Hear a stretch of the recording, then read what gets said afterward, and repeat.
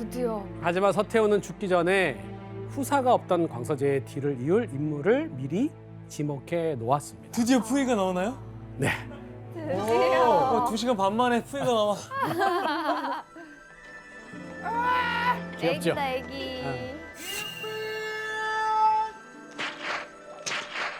바로 오늘의 주인공 광서제의 동생 순친왕과 서태후 신복의 딸 사이에서 태어난 3살 난 아들 푸이였습니다.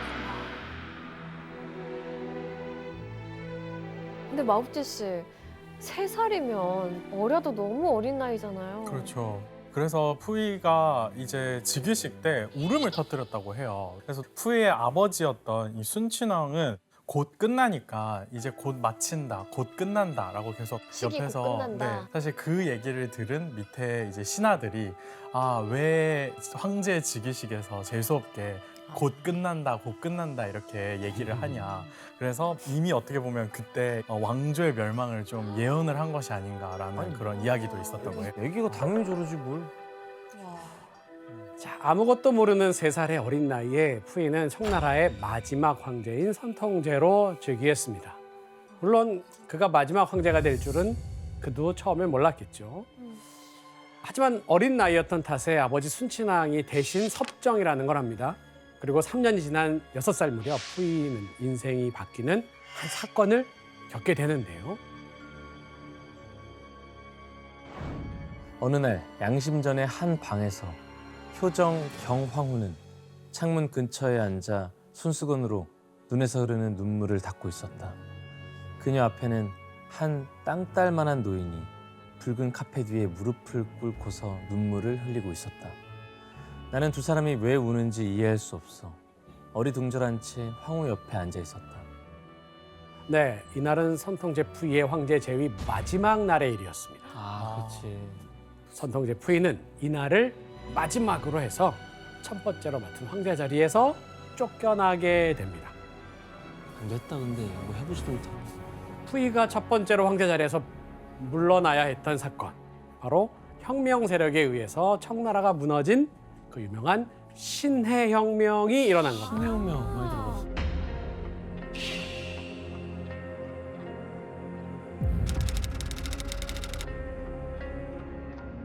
(1911년) 사천 스촨에서 시작된 신해혁명이 공화제를 주장했던 강경배역파가 이끌었고 그것이 청나라 전국으로 퍼져나갔다고 합니다. 자, 이때 혁명을 이끈 대표적인 굉장히 강경한 개혁파가 있었는데 청나라를 무너뜨리자라는 혁명, 꺼밍 운동을 전개했던 순원이라고 하는 인물입니다.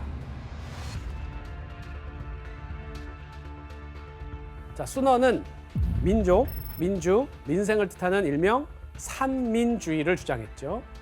그러려면 청나라의 지배층인 만주족을 타도하고 이제는 군주제가 아닌 공화제를 수립해야 하며 또 토지를 균분하게 분배를 통해서 민생 안정을 주장해 나갑니다. 이렇게 순원이 굉장히 처음에는 별거 아닌 것 같았는데 무서운 기세로 사람들을 모으면서 혁명 세력을 만들어 나가면서 청나라를 압박하니까 황실은 혁명 세력을 달래기 위해서 황제와 황족의 권한을 대폭 줄이는 쪽으로 법까지 바꿔나갔으나 이미 너무 늦었죠.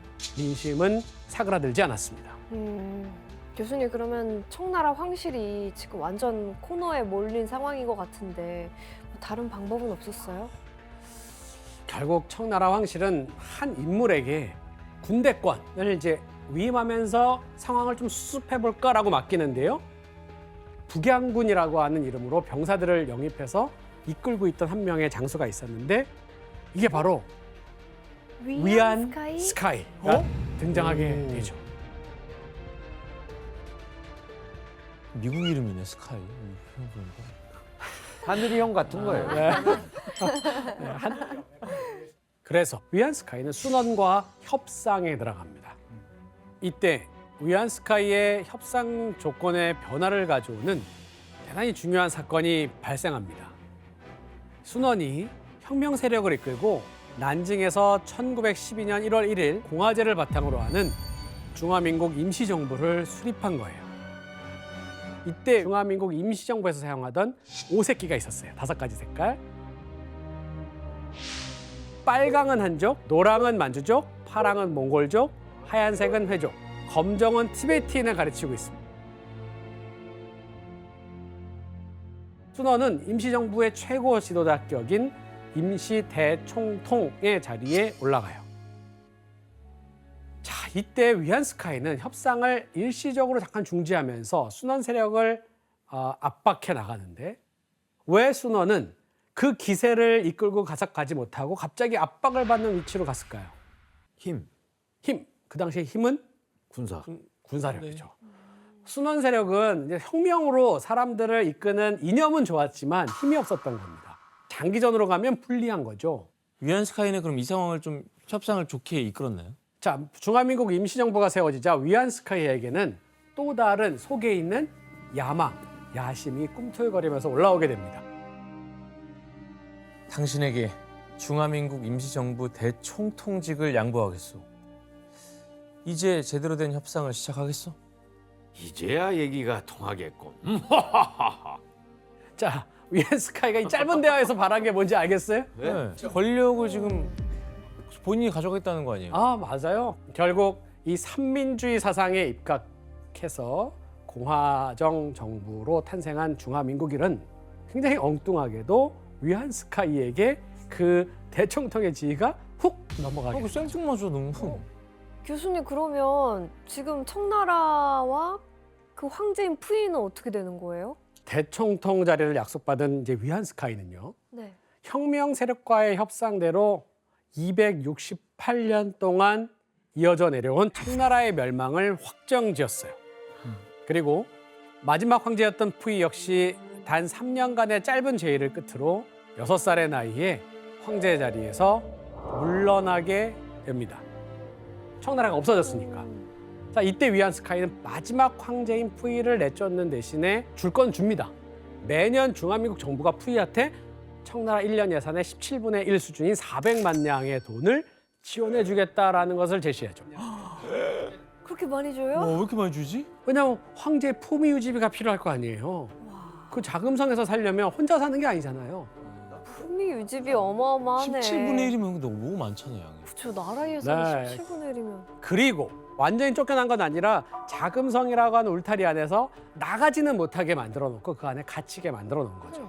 근데 마국진 씨, 중화민국 정부는 푸이를 왜 그냥 냅둔 거예요, 저렇게?